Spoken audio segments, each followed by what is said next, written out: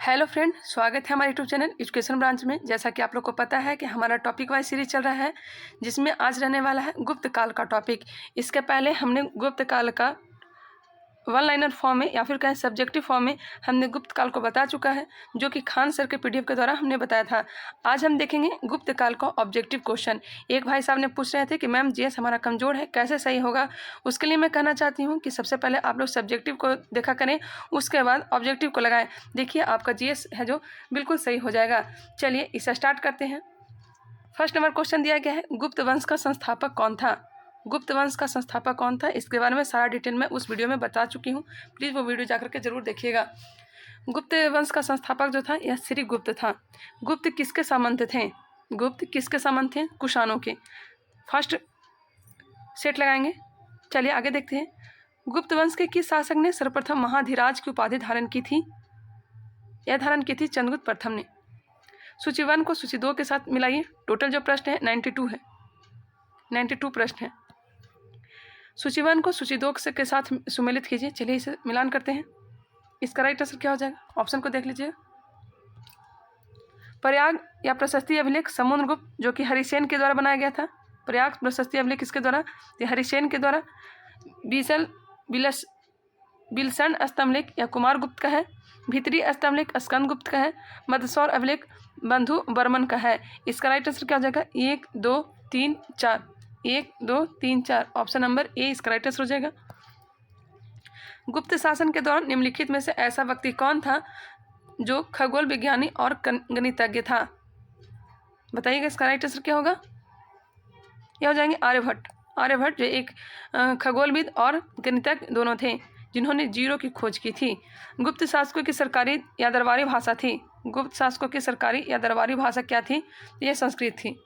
इतिहासकार V.A. Smith ने किसकी विजयों से प्रभावित होकर उसे भारत का नेपोलियन कहकर पुकारा है?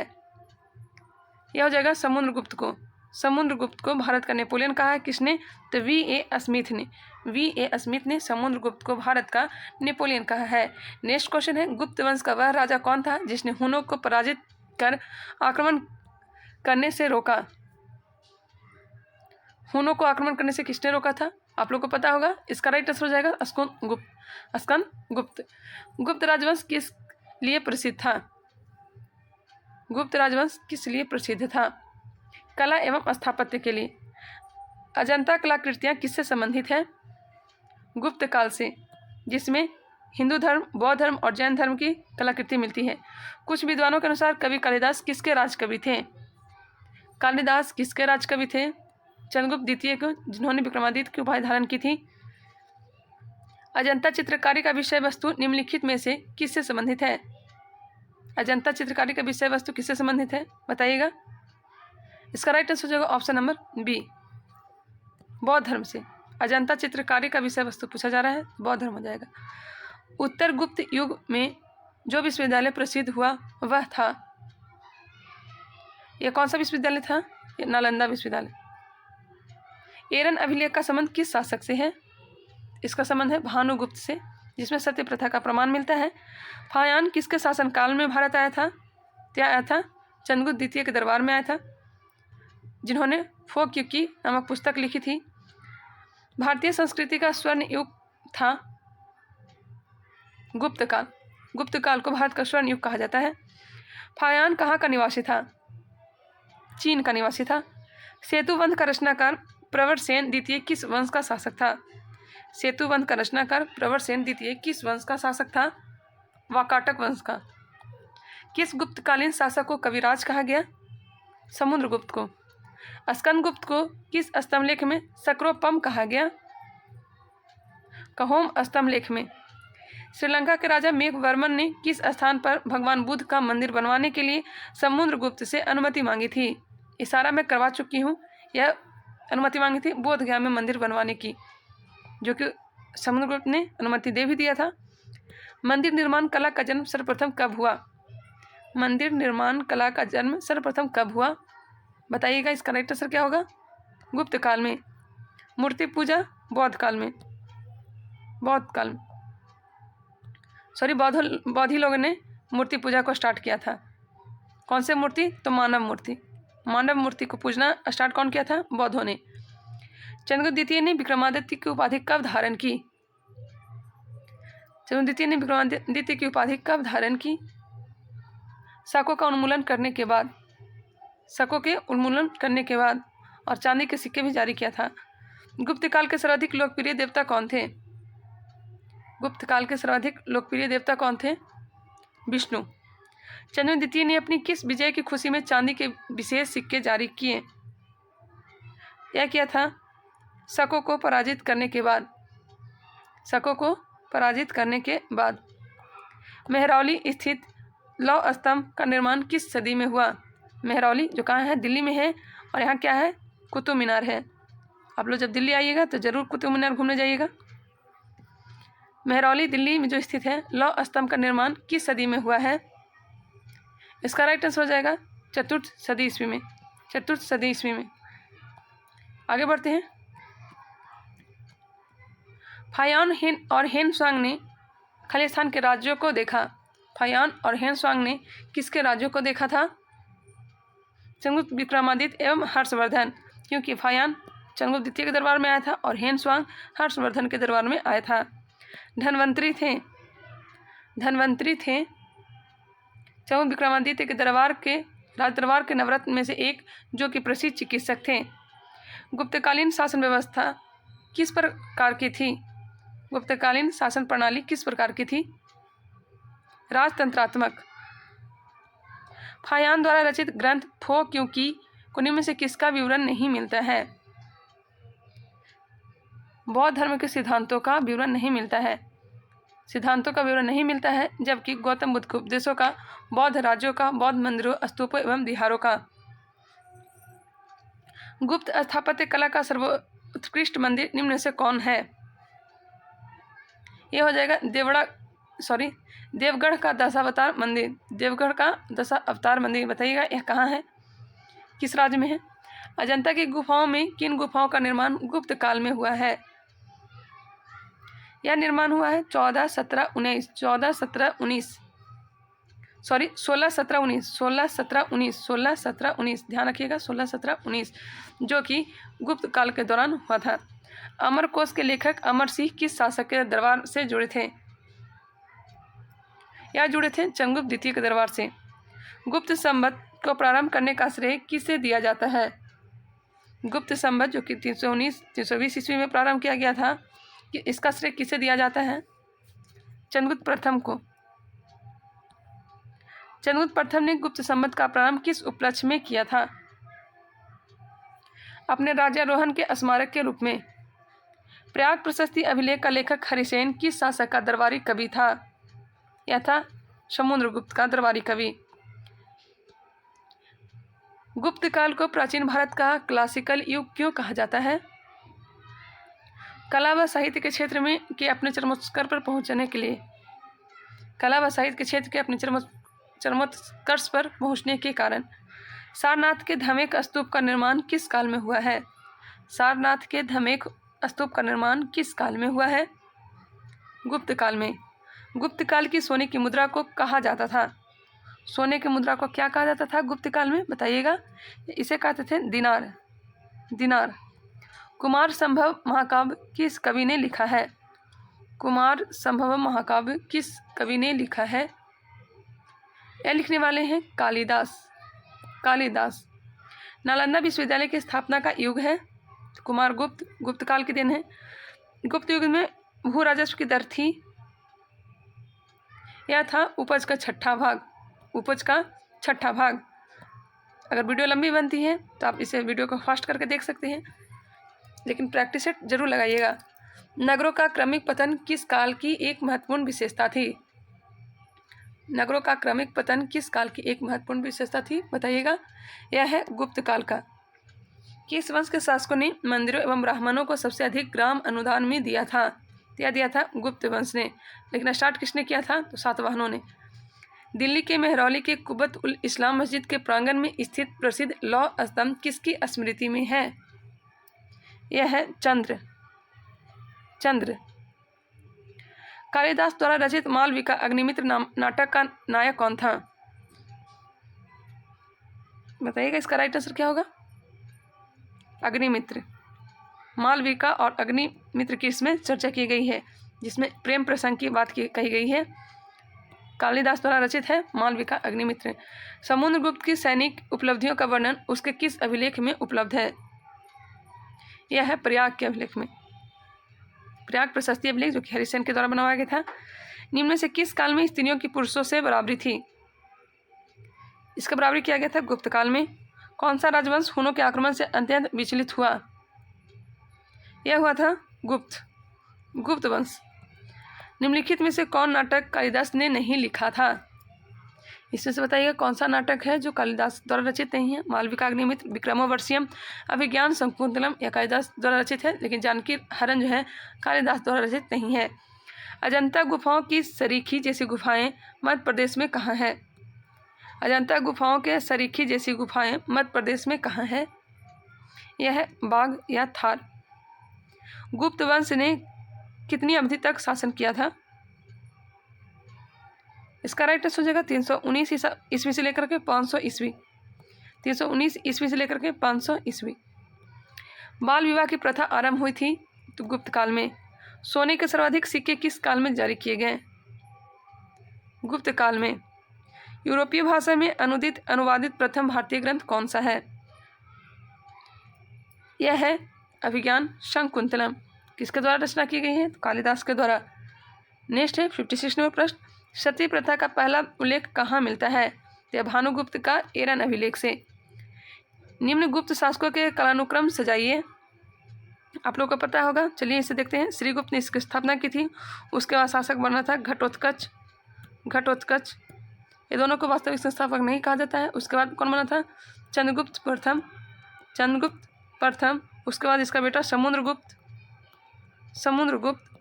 उसके बाद इसका बेटा बना था रामगुप्त, जिसकी पत्नी ने हत्या करवा दी थी देवर के साथ मिलकर के, रामगुप्त। उसके बाद चंद्रगुप्त द्वितीय। चलिए इसे मिलाइए। इसका राइट आंसर हो जाएगा ऑप्शन नंबर डी। देखते हैं, श्रीगुप्त, उसके बाद घटोत्कच, फिर चंद्रगुप्त प्रथम, फिर समुद्रगुप्त, उसके बाद चंद्रगुप्त द्वितीय, उसके बाद स्कंदगुप्त बना था। कुमारगुप्त को स्कंदगुप्त। ध्यान रखिएगा। गुप्तकालीन सिक्कों का सबसे बड़ा ढेर कहाँ से प्राप्त हुआ है? गुप्तकालीन सिक्कों का सबसे बड़ा ढेर कहाँ से प्राप्त हुआ है? यह प्राप्त हुआ है बयाना, भरतपुर से। नेक्स्ट क्वेश्चन चलते हैं, क्वेश्चन नंबर 59।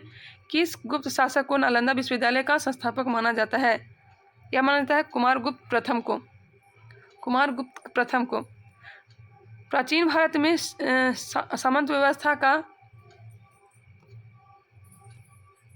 सामंत व्यवस्था सैनिक अभियानों में देखा जा सकता है। गुप्त काल में सामंती व्यवस्था का पर्याप्त विस्तार हुआ है। इसका राइट आंसर क्या हो जाएगा बताइएगा? यह हो जाएगा ए और आर दोनों सही है, किंतु आर ए की सही व्याख्या नहीं करता है। 61 है, गुप्त काल में उत्तर भारतीय व्यापार निम्नलिखित किस एक पतन से संबंधित होता था? किस पतन से संचालित होता था? उत्तर भारतीय व्यापार किस पतन से संचालित होता था बताइएगा? यह होता था ताम्रलिप्ति से। गुप्त शासकों द्वारा जारी किए चांदी के सिक्के कहलाते थे। चांदी के सिक्के क्या कहलाते थे? रूपक कहलाते थे, जबकि दिनार सोना का सिक्का।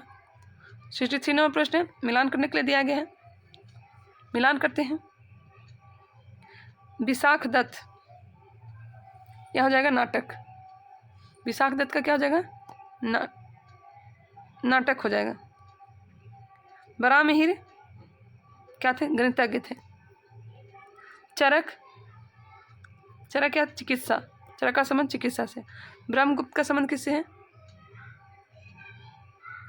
ब्रह्मगुप्त का संबंध है खगोल विज्ञान से। एक बार फिर से देखते हैं।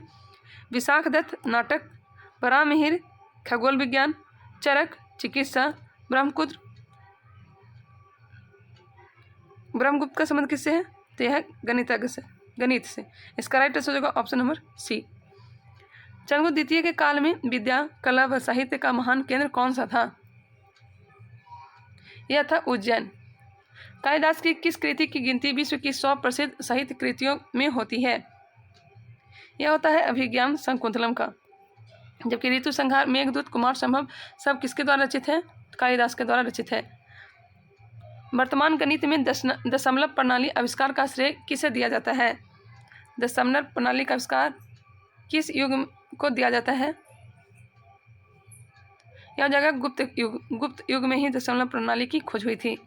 निम्न में से कौन सा गुप्त वंश के पतन का कारण नहीं था?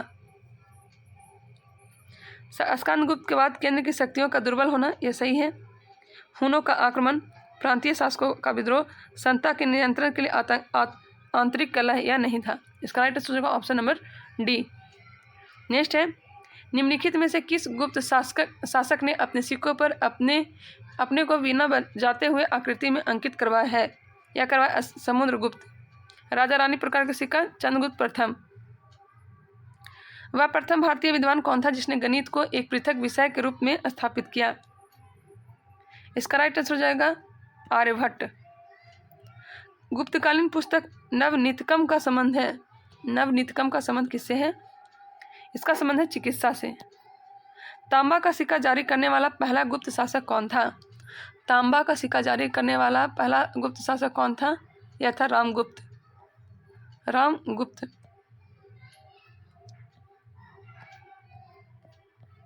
तांबे का सिक्का जारी करने वाला रामगुप्त था। 72 नंबर में देखते हैं, सुमेलित कीजिए। सुमेलित करते हैं समुद्रगुप्त। इसका जो अभिलेख है प्रयाग प्रशस्ति अभिलेख, जो हरिसेन के द्वारा बनवाया गया था। चंद्रगुप्त द्वितीय मेहरौली लौह स्तंभ लेख। चंद्रगुप्त द्वितीय का है मेहरौली लौह स्तंभ लेख, जो कि दिल्ली में है। इसमें कभी जंग नहीं लगा है। यह कुतुब मीनार के आगे बना हुआ है। कुतुब मीनार देखने आइएगा तो इसे देख सकते हैं। स्कंदगुप्त का भीतरीय स्तंभ लेख। बुधगुप्त का पहाड़पुर ताम्रपत्र। इसका राइट आंसर होगा ऑप्शन नंबर ए। मुद्रा के प्रकार और शासक। कुमार देवी प्रकार का मुद्रा किसने बनवाया था? कुमार देवी प्रकार का मुद्रा किसके द्वारा? चंद्रगुप्त प्रथम, क्योंकि इनका विवाह ही हुआ था। कुमार देवी लिच्छवी राजकुमारी कुमार देवी से इनका विवाह हुआ था और राजा रानी प्रकार का सिक्का चलाया था। बीना वादन प्रकार समुद्रगुप्त। चक्र विक्रम प्रकार चंद्रगुप्त द्वितीय। कार्तिकेय प्रकार कुमार गुप्त। इसका राइट आंसर होगा ऑप्शन नंबर ए। सूची 1 को सूची 2 के साथ मिलाइए। राजा है और उपाधि धारण की है, इससे क्वेश्चन पूछा जाता है, ध्यान दीजिएगा यहाँ पे। चंद्रगुप्त प्रथम ने महाधिराज की उपाधि धारण की थी। समुद्रगुप्त ने अश्वमेध पराक्रम की उपाधि धारण की। चंद्रगुप्त द्वितीय परम भागवत की उपाधि धारण की। परम भागवत। स्कंदगुप्त ने शक्रोपम की उपाधि धारण की थी। चलिए आगे बढ़ते हैं। इसका राइट आंसर होगा ऑप्शन नंबर डी। 75 नंबर प्रश्न है, उनकी पत्नी के बारे में बताना है। चंद्रगुप्त प्रथम की पत्नी का नाम कुमार देवी लिच्छवी की राजकुमारी थी। रामगुप्त किससे विवाह की थी? तो ध्रुव देवी से। समुद्रगुप्त दत्ता देवी। रुद्रसेन द्वितीय प्रभावती गुप्त। इसका राइट आंसर क्या हो जाएगा? Option number A. 76 है, किस गुप्त शासक ने दक्षिणापथ में स्थित 12 राज्यों पर धर्म विजय की? यह था समुद्रगुप्त। इस पर सिर्फ टैक्स वसूलता था। सर्वराजोच्छेता सभी राजाओं को उखाड़ फेंकने वाली उपाधि किसने धारण की थी? यह है समुद्रगुप्त। किसने अंतिम शक शासक रुद्रसेन तृतीय को पराजित कर और उसकी हत्या कर शकों का अंतिम रूप से उन्मूलन किया? चंद्रगुप्त द्वितीय। सूची 1 को सूची 2 के साथ मिलान करें। चलिए इसका ऑप्शन को देख लेते हैं। चलिए मिलाते हैं इसका। आर्यभट्ट का जो रचना है यह है आर्यभट्टीय। धन्वंतरी का है नवनीतकम। ब्रह्मगुप्त का है ब्रह्म सिद्धांत। ब्रह्मगुप्त का क्या है? ब्रह्म सिद्धांत। वराहमिहिर का है पंच सिद्धांतक। इसका राइट आंसर होगा 1 2 3 4। ऑप्शन नंबर ए इसका राइट आंसर है। सुदर्शन झील, जिसका निर्माण चंद्रगुप्त मौर्य के सौराष्ट्र प्रांत के गवर्नर पुष्यगुप्त ने करवाया था तथा जिसकी मरम्मत पहली बार शक शासक रुद्रदामन ने करवाई थी, कि दूसरी बार मरम्मत किसने करवाई? पता होगा, स्कंदगुप्त ने। सुमेलित करने के लिए दिया गया है। इसका राइट आंसर क्या होगा बताइएगा। भुक्ति जिसे प्रांत इसके प्रशासक को उपरी कहते थे, विषय को विषयपति कहते हैं, नगर के नगरपति कहते हैं, ग्राम को ग्रामिक कहते थे। बहुत easy question. Option number A इसका राइट आंसर है। कौन सुमेलित नहीं है? महासंधि विग्रहिक युद्ध व शांति का मंत्री को कहते थे, महादंडनायक सेना का सर्वोच्च अधिकारी, विनय स्थिति स्थापक धार्मिक मामलों का प्रमुख अधिकारी, महासभापति गज सेना का अध्यक्ष। इसका राइट आंसर होगा ऑप्शन नंबर डी, जो कि गलत है। महासभापति किसका होता था बताइएगा? तो घोड़ा का होता था। सुमेलित करने के लिए दिया गया है। यहाँ पे थोड़ा ध्यान दीजिएगा। क्षेत्र भूमि या कृषि योग भूमि है। क्षेत्र भूमि किसे कहते थे? कृषि योग भूमि को। वास्तु भूमि निवास योग भूमि को, प्रैक्टिस सेट में इससे करवाए भी हैं। अप्रहत भूमि जंगली भूमि को कहते थे। कृषि के लिए अनुपयुक्त भूमि को क्या कहते थे? खेल भूमि। इसका राइट आंसर होगा ऑप्शन नंबर ए। कौन सही सुमेलित नहीं है? प्रयाग प्रशस्ति रवि कीर्ति गलत है, हरिसेन। और ही क्या राइट आंसर है? किरात जुर्नियम भारवी, 10 कुमार चरित दंडिन, मृच्छकटिकम क्षुद्रक। कौन सही सुमेलित नहीं है? इसमें से बताइएगा कौन सा सुमेलित नहीं है। बाघभट्ट अष्टांग हृदय, कामदंक नीतिसार, विशाख दस की पुस्तक मुद्रा राक्षस, भर्तृहरि मेघदूतम नहीं है। मेघदूतम किसका है? तो कालिदास का रचना है। कालिदास का रचना है। सूची 1 को सूची 2 के साथ मिलान करें।